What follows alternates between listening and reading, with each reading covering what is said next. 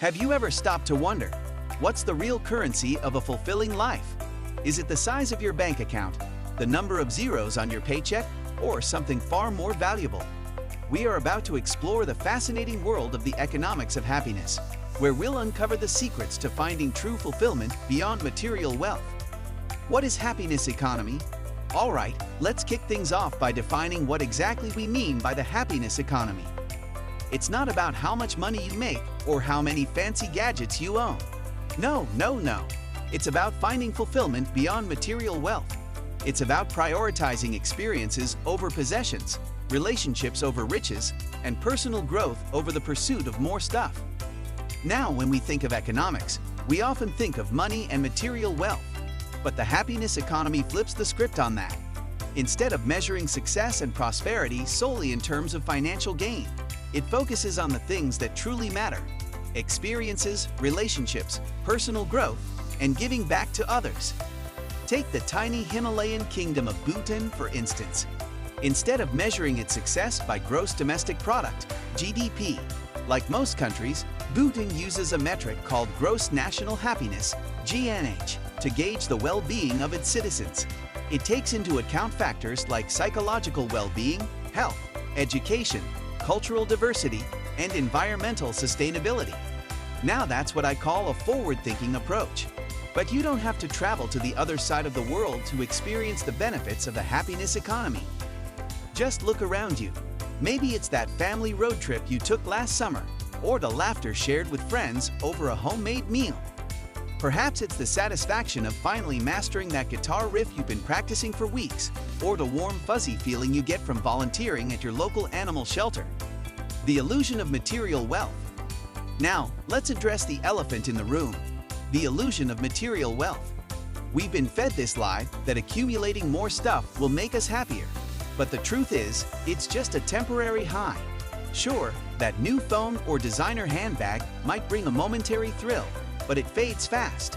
What we're really after is long-term satisfaction, and that doesn't come from the mall or online shopping spree. Think about it. How often have you caught yourself thinking, if only I had that latest gadget or that sleek car, then I'd be truly happy? It's a common trap we all fall into, believing that external possessions will fill the void inside us. But here's the kicker: they never do. Financial gurus often explain this phenomenon using the concept of the hedonic treadmill. It's like chasing a never-ending carrot on a stick. You get a raise, buy a bigger house, and for a moment, you feel on top of the world. But soon enough, you adapt to your new lifestyle, and that initial rush of happiness fades away. Imagine you've been eyeing that shiny new smartphone for months. You finally save up enough money to buy it, and the day it arrives, you feel like a kid on Christmas morning. But as the weeks go by, the novelty wears off, and before you know it, you're eyeing the next model, convinced it will bring you even more happiness. It's a never-ending cycle of consumption that leaves us feeling perpetually dissatisfied. The power of experiences. So, if happiness isn't found in material possessions, where do we find it? Well, my friends, it's all about the experiences. Think about it. What memories do you cherish most? Chances are, they involve moments spent with loved ones, exploring new places, or achieving personal goals. These experiences not only bring us joy in the moment, but also leave a lasting imprint on our hearts and minds. Instead of spending your hard-earned cash on material possessions that will eventually lose their luster, what if you invested in experiences that would leave a lasting impact on your life?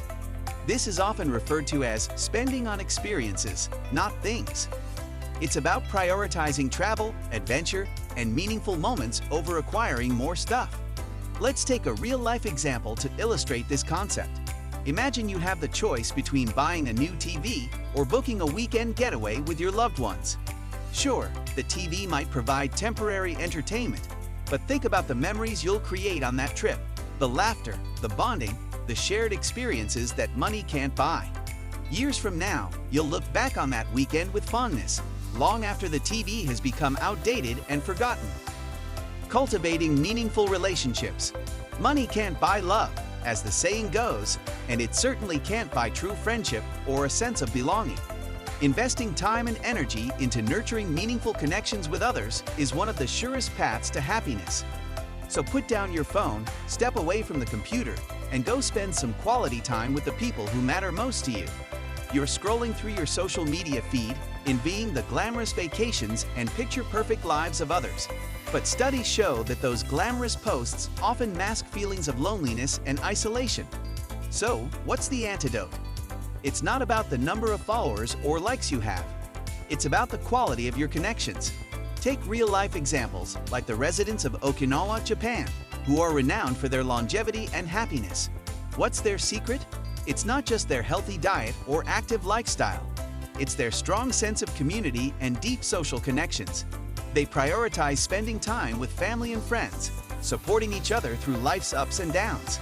If you're looking to boost your happiness quotient, invest in your relationships. Put down your phone, schedule that coffee date with an old friend, or organize a game night with your family. Trust me, the dividends of meaningful connections are worth far more than any material wealth. Pursuing personal growth. Contrary to popular belief, happiness isn't a destination, it's a journey. And that journey involves continuous learning, self-discovery, and self-improvement. Whether it's mastering a new skill, pursuing a passion project, or overcoming a challenge, setting and achieving meaningful goals is essential for our overall well-being. Imagine you've achieved all your material goals, the fancy car, the big house, the impressive job title, but something feels missing. That's because true fulfillment doesn't come from external accolades, it comes from within. Financial gurus might preach about climbing the corporate ladder or amassing wealth, but here's the truth.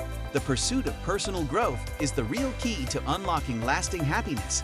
It's about challenging yourself, pushing beyond your comfort zone, and becoming the best version of yourself. Take the story of Sarah Blakely, the founder of Spanx. Before she became a billionaire businesswoman, she faced countless setbacks and rejections. But instead of giving up, she embraced failure as a stepping stone to success, continuously learning and growing along the way. Today, she's not just financially successful, she's fulfilled because she's constantly evolving and striving to make a difference. The price of success. Success. It's something we all strive for, right? But here's the thing. Success at what cost? In our relentless pursuit of wealth, status, and power, we often sacrifice our health, relationships, and even our own happiness. It's time to redefine success on our own terms, not by society's standards, but by what truly brings us fulfillment and joy. Take Elon Musk, for example. Sure, he's a billionaire tech mogul with a rocket company and a fleet of electric cars, but he's also famously admitted to working 100-hour weeks, sacrificing time with his family and even his own mental health at times. Now, I'm not saying we should all aspire to be Elon Musk, but his story highlights the dark side of relentless ambition, the economics of giving back. Last but certainly not least, let's talk about the economics of giving back. Research has shown time and time again that helping others not only makes them happier, but also boosts our own happiness levels. Whether it's volunteering, donating to charity, or simply lending a helping hand to a friend in need, acts of kindness have a ripple effect that spreads far and wide. Financial experts might preach the gospel of greed is good, but research shows that generosity is actually the secret sauce to lasting happiness. Just ask Warren Buffett, who's pledged to give away 99% of his wealth to philanthropic causes. Despite being one of the richest people on the planet, he finds true fulfillment in using his resources to make a positive difference in the world.